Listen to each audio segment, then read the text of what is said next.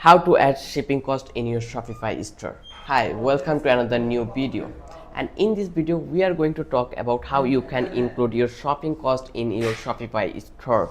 So just follow this quick step and you will find out your Shopify has also a shipping cost.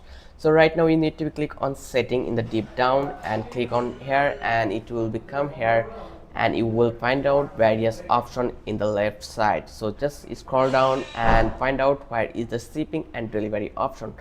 Just click over here. Once you click over here, it will be redirect you to the shipping and delivery option. Here you can see the shipping option. Just click here. In here you can edit shipping option or you can add shipping option for your store. So here we already added our shipping zone, so that's why we don't have any option to add furthermore here. So we can delete or we can edit it. Just click here and you will have the edit zone option. So once you click here, you can search for country in this search box. Search for Afghanistan. So you will find out this country this way. So it is really easy. And if you want to change the standard shipping rate, then click over here and edit the rate. I will change the rate to free to $10.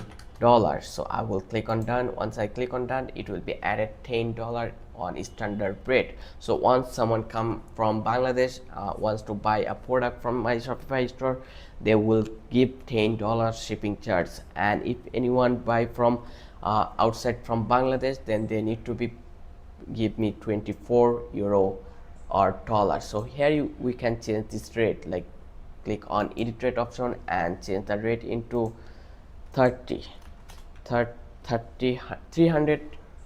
So it's really looking good for me. So this is the easiest and simplest process where you can add your shipping rate. So I hope you will find out this video is helpful for you. If you find out this is really helpful for you, then don't forget to like our video and don't forget to subscribe our channel.